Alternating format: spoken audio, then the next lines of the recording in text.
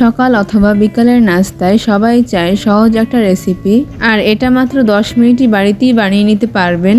Hello everyone, আসসালামু আলাইকুম। Welcome to SK cooking recipe. SK cooking recipe চ্যানেলের video দেখার জন্য সবাইকে ওয়েলকাম।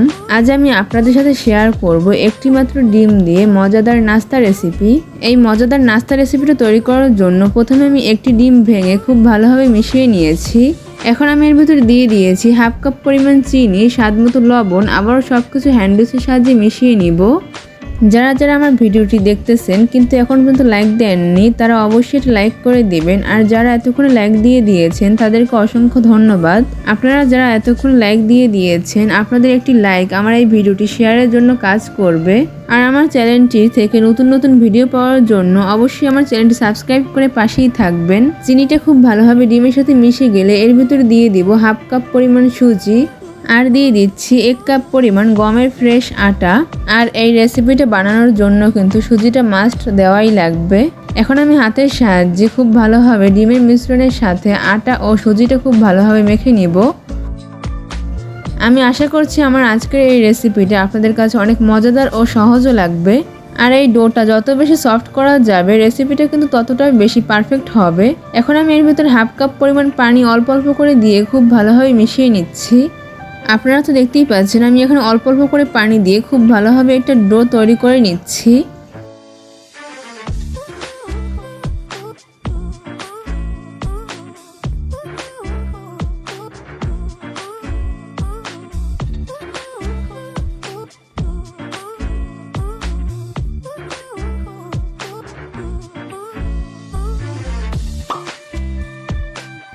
আমি এখানে হাতের সাহায্যে সবকিছু খুব ভালোভাবে মেখে নিয়েছি।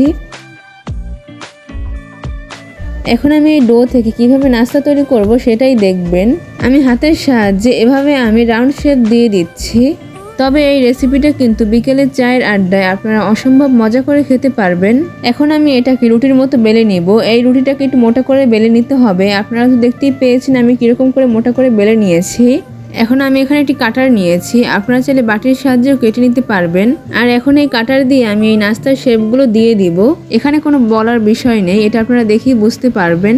আশা করছি আপনারা দেখেই বুঝতে পারতেছেন আমি কিভাবে এই নাস্তাগুলো বানিয়ে নিচ্ছি। ঠিক একই রকম করে আমি সবগুলো নাস্তার শেপ এভাবেই দিয়ে দিব। এই নাস্তাগুলো বানাতে কিন্তু 10 থেকে 15 মিনিটের মতো সময় লাগে। আপনার হাতে যদি একেবারেই কম সময় থাকে তাহলে আপনি কিন্তু খুব কম সময় এই নাস্তাগুলো বানিয়ে নিতে পারবেন। সকাল অথবা বিকালের নাস্তায় আমরা সবাই চাই হেলদি কোনো একটা রেসিপি। আর আপনারা তো দেখতেই পাচ্ছেন, দেখতে কিন্তু একেবারেই মনে হচ্ছে চাঁদের মতো। আমি ঠিক একই রকম করে সবগুলো নাস্তার খুব ভালোভাবে শেপ দিয়ে দিব। আপনারা তো দেখতেই পাচ্ছেন আমি সবগুলো নাস্তা ঠিক একই রকম করে বানিয়ে নিয়েছি।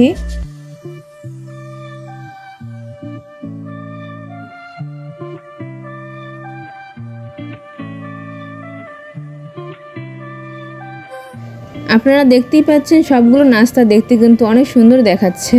এই নাস্তাগুলো ভেজে নিলে আরও অনেক বেশি সুন্দর দেখাবে। এখন আমি এই নাস্তাগুলো ফ্রাই করার জন্য একটি ফ্রাই প্যানে পরিমাণ মতো তেল দিয়ে দিচ্ছি। তেলটা গরম হয়ে যাওয়ার পর আস্তে আস্তে নাস্তাগুলো দিয়ে দিব।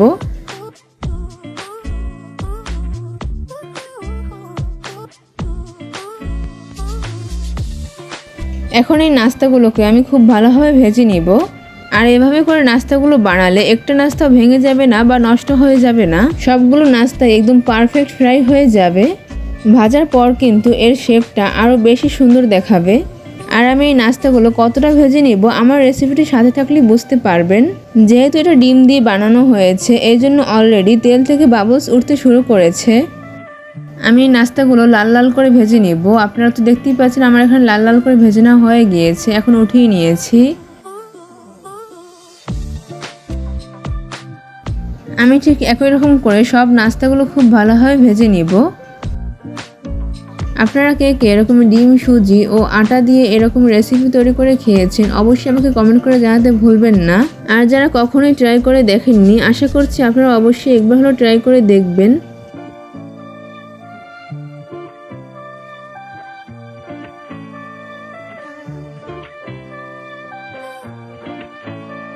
সবগুলো নাস্তা আমি ঠিক একই রকম করে ভেজে নিয়েছি। আপনারা অবশ্যই শব্দ শুনে বুঝে গিয়েছেন এই নাস্তাগুলো কতটা পরিমাণ মুচমুচে হয়েছে। যারা যারা এই পর্যন্ত আমার রেসিপিটার সাথেই ছিলেন তাদেরকে অসংখ্য অসংখ্য ধন্যবাদ ধৈর্য সহকারে আমার রেসিপিটি দেখার জন্য।